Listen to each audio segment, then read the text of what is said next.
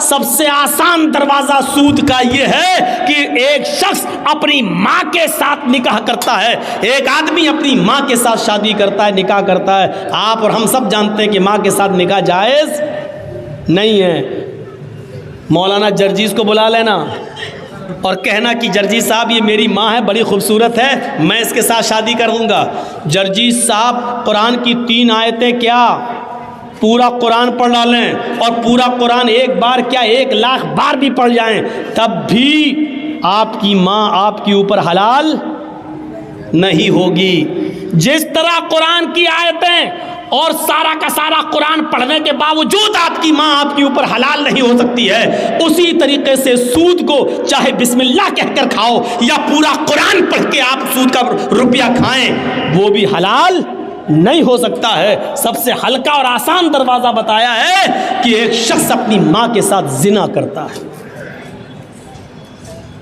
اب سب سے ہلکا دروازہ یہ ہے تو 71 جو 71 دروازے اور ہیں وہ کتنے خطرناک ہوں گے۔ یہ کون زندگی گزارنے کے اصول ہم اپنی منمانی طریقے سے نہیں چلا سکتے ہیں، گزار سکتے ہیں، یہ وہی سکھائے گا اور اس کے نبی بتائیں گے۔ جس طریقے سے یہ ساری چیزیں حدیث کی کتابوں میں آپ کو ملیں گی، قرآن میں ملے گا، اسی طریقے سے دیکھیے نماز ہمارے اوپر فرض ہے۔ یہ نماز بھی دنیا میں جتنے بھی پیغمبر آئے، ہر نبی اور ہر پیغمبر کے اوپر یہ نماز فرض تھی۔ ہم اپنی مسجدوں کا جائزہ لیں، کون کہتا ہے کہ مسلمان بڑے پریشان ہیں؟ کون کہتا ہے کہ مسلمان بہت بے چین ہیں؟ کون کہتا ہے کہ مسلمان بہت زیادہ پریشانی کے عالم میں مبتلا ہیں؟ نہیں، فجر کی اذان ہمیں بتلاتی ہے کہ یہ مسلمان کتنے سکون کے ساتھ سو رہا ہے۔ فجر کی اذان کے بعد مسجدیں ہماری بتاتی ہیں کہ اس مسلمان کو کتنی آسانی کے ساتھ نیند آ رہی ہے۔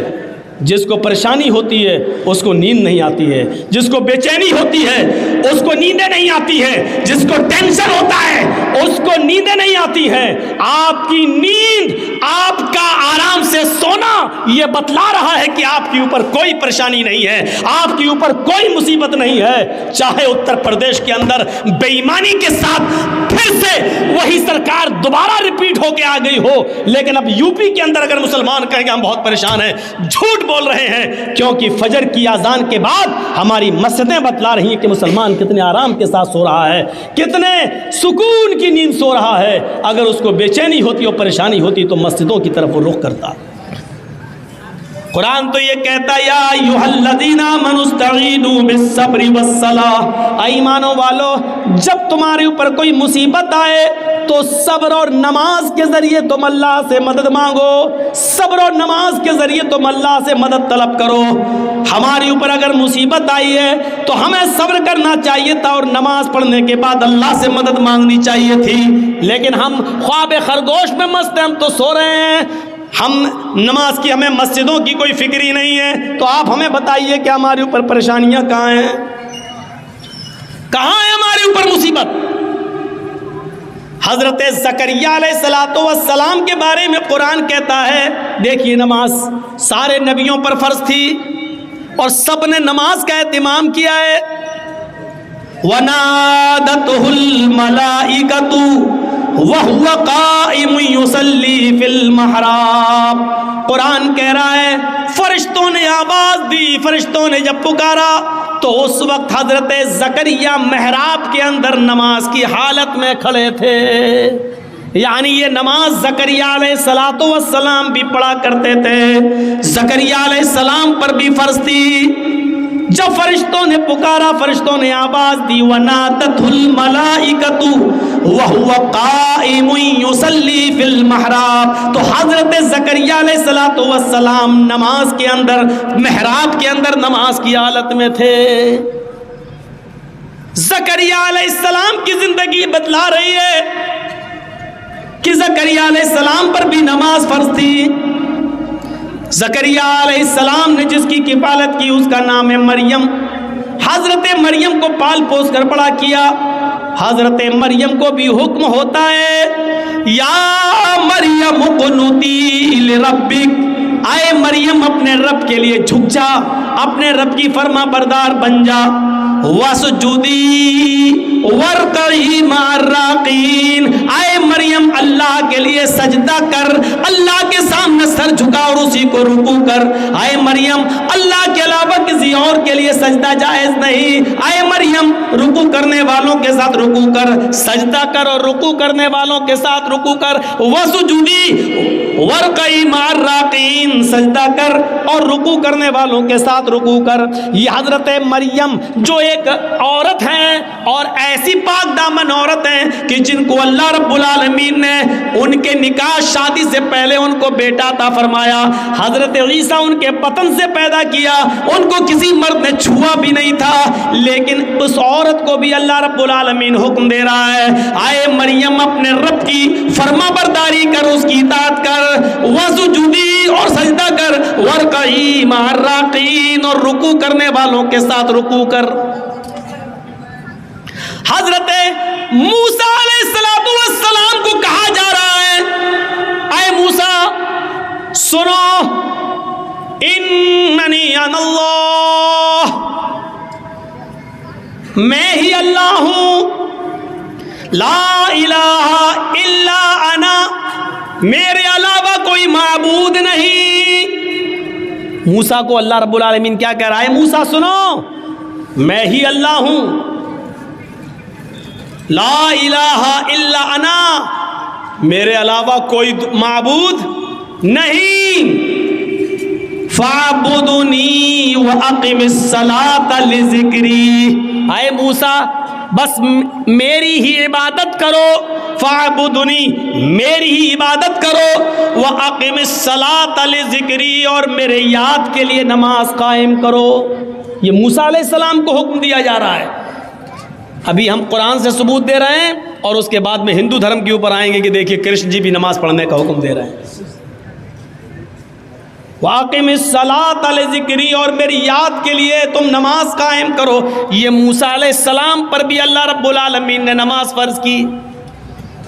اور موسیٰ پر نماز تو ایسی فرض تھی کہ موسیٰ علیہ السلام اللہ کے نبی سے بار بار کہتے تھے کتنے وقت کی نماز ہے؟ 50. نہیں پڑھ پائے گی آپ کی امت، پھر جائیے کم کرائیے. پھر کہے کتنی رہ گئی؟ کہ 40. کہ ابھی بھی زیادہ، اور کم کراؤ. کتنی رہ گئی؟ 30. یہ بھی زیادہ، پھر جاؤ. اب کتنی رہ گئی؟ 20. یہ بھی زیادہ، پھر جاؤ. پھر گئے کتنی رہ گئی؟ 10. یہ بھی زیادہ ہیں. اے موسیٰ کیا 10 تو ٹھیک ہے؟ نہیں پھر جاؤ. پھر گئے کتنی رہ گئی؟ کہ 5. کب؟ پھر جاؤ. میری امت 2 وقت کی نماز نہیں پڑھ پائی، آپ کی امت 5 وقت کی کیسے پڑھے گی؟ اللہ کے نبی فرماتے اب نہیں جاؤں گا. کیوں؟ کہ اب مجھے بار بار اپنے رب کے پاس جاتے ہوئے شرم آتی. کتنی کم کراؤں؟ 50 سے 5 رہ گئیں، 10 گنا اللہ نے کم کر دی. پھر جاؤں تو کیا بالکل ختم کروا دوں؟ نہیں، اب نہیں جاؤں گا. 5 وقت کی فرض ہو گئی. تو موسیٰ علیہ السلام پر بھی نماز فرض تھی. حضرت ابراہیم علیہ السلام کے اوپر بھی یہ نماز فرض تھی. جب حضرت ہاجرہ کو اور ان کے پیٹ سے پیدا ہونے والے بچے اسماعیل کو جب حضرت ابراہیم علیہ السلام نے بیابو گیا وادی پہ چھوڑ دیا، غیر ذی زرع وادی میں چھوڑ دیا، ایک بیابان جنگل میں میدان منا میں چھوڑ دیا، اور جب چلے گئے دور گئے تو فرمایا ربنا انی اسکنت من ذریتی بواد غیر ذی زرع عند بیتک المحرم لیقیموا الصلاۃ. اے ہمارے رب، اے ہمارے پروردگار، ہم نے اپنی ذریت کو، ہم نے اپنی اولاد کو، ہم نے اپنے بیوی اور بچے کو ایک ایسی بیابان جنگل میں چھوڑ دیا ہے جہاں ان کا کوئی پرسان حال نہیں ہے، جہاں ان کا کوئی دیکھ ریکھ کرنے والا نہیں ہے سوائے تیرے. اے اللہ میں نے ان کو غیر آباد، غیر مانوس جگہ پر ہم نے ان کو چھوڑ دیا ہے. بجلی نہیں ہے، پانی نہیں ہے، کھانا نہیں ہے، ایک بیابان جنگل میں ہم نے ان کو چھوڑ دیا ہے. بے آب و گیاہ وادی میں ہم نے ان کو تیرے بھروسے پر چھوڑ دیا ہے. اے اللہ اس لیے یہاں چھوڑا ہے کہ ان سے آبادی بڑھے، پھلے پھولے، لیقیموا الصلاۃ، تاکہ یہاں یہ لوگ جب پڑھنے لگے اور آبادی بڑھ جائے تو نماز قائم کی جانے لگے، نماز پڑھی جانے لگے۔ ہم نے ایک ایسے بیاب و گیا جنگل میں وادی میں چھوڑ دیا ان کو، لیقیموا الصلاۃ، تاکہ یہاں نماز قائم کی جا سکے، نماز ادا کی جا سکے۔ ابراہیم علیہ السلام پر بھی نماز فرض تھی۔ ایک دوسرے موقع پر ابراہیم علیہ السلام نے کہا رب اجعلنی مقیم الصلاۃ ومن ذریتی ربنا وتقبل دعا۔ غور کرو قرآن کی اس آیت پر، ابراہیم کیا کہہ رہے ہیں؟ اے اللہ مجھے اور میری اولاد کو نماز کا قائم کرنے والا بنا دے۔ رب اجعلنی مقیم الصلاۃ ومن ذریتی، اے اللہ مجھے اور میری ذریت کو، میرے بیوی بچوں کو، میری اولاد کو مقیم الصلاۃ، نماز کا قائم کرنے والا، نماز کا پڑھنے والا بنا دے، نماز کا پڑھنے والا بنا دے۔ ربنا وتقبل دعا، اے اللہ تو ہماری اس دعا کو قبول فرما لے، اے اللہ ہمیں اور ہماری اولاد کو نمازی بنا دے، نماز کا قائم کرنے والا بنا دے۔ اس سے پتہ چلتا ہے کہ نماز ہر نبی پر فرض تھی۔ جب مریم کے پیٹ سے عیسیٰ آئے تو لوگوں میں ہنگامہ ہو گیا، ہیں مریم نے بچہ پیدا کیا، ارے اس کی تو شادی نہیں ہوئی ہے، پھر بچہ کیسے پیدا ہو گیا؟ خرافاتی لوگ گھیر لیے، مریم بتاؤ یہ بچہ کہاں سے آیا؟ تم تو محراب میں نماز پڑھتی ہو، عبادت میں مصروف رہتی ہو اور اتنی نیک بنتی ہو، اور پھر شادی سے پہلے بچہ، یعنی سب کو دکھاتی ہو، ڈھڈورا پڑتی ہو، اور حالت یہ ہے کہ تم نے ایک ناجائز بچے کو جنم دے دیا، شادی سے پہلے یہ بچہ کہاں سے آیا؟ پہلے تو مریم خاموش رہی، جب لوگوں کے تانے وہ سن نہ سکی، بڑے بڑے کمنٹ، بڑے بڑے گندے کمنٹ بھی آتے ہیں نا، کیچڑ اچھالا جاتا ہے نا، اور یہ تو سامنے دکھ رہا ہے کہ مریم کی شادی نہیں ہوئی ہے، پھر بچہ کہاں سے؟ جب مریم اس کمنٹ کو سن نہیں سکی اور لوگوں کے باتیں اور تانے جب برداشت نہ کر سکی تو اشارہ کر دیا اس بچے سے پوچھ لو، مجھ سے کیا پوچھتے ہو، اس سے پوچھ لو کہ تیرا باپ کون ہے، وہ خود ہی بتا دے گا، جاؤ جاؤ۔ جب مریم نے اس بچے کی طرف اشارہ کیا، قرآن کیا کہتا ہے؟ جب لوگوں سے کہا اس بچے کی طرف جاؤ تو لوگوں نے کہا کیف نکلم من کان فی المہد صبیا، اے مریم تو مجھے اس کے پاس بھیج رہی ہے جو پالنے میں جھول رہا ہے، جو گہوارے میں کھیل رہا ہے، جو ایک چھوٹا سا بچہ ہے، وہ کیا بولے گا؟ کیف نکلم، ہم کیسے اس سے بات چیت کریں جو گہوارے میں پڑا ہوا ہے، جو پالنے کے اندر پلا ہوا ہے، جو جھول رہا ہے، جو کھیل رہا ہے، حالانکہ وہ ابھی چھوٹا سا دودھ پیتا بچہ ہے، وہ ہم سے کیسے بات کرے گا؟ ہم اس سے کیسے گفتگو کریں؟ وہ ہمیں کیا جواب دے گا؟ جواب تو تمہیں دینا ہے، تم بتاؤ کہ یہ بچہ کہاں سے آیا؟ کیف نکلم من کان فی المہد صبیا، اے مریم اس بچے کے پاس کیا بھیجتی ہے؟ وہ تو پالنے میں جھول رہا ہے، وہ تو چھوٹا سا بچہ ہے، وہ ہماری بات کا کیا جواب دے گا؟ ابھی اتنا کہا ہی تھا قوم کے لوگوں نے، اتنے میں وہ بچہ یعنی عیسیٰ علیہ السلام اسی جھولے سے آواز دیتے ہیں، اسی پالنے سے، وہ گہوارے سے بولتے ہیں، انی عبداللہ اتانی الکتاب وجعلنی نبیا وجعلنی مبارکا اینما کنت وَأَوْصَانِي بِالصَّلَاةِ وَالزَّكَاةِ مَا دُمْتُ حَيًّا۔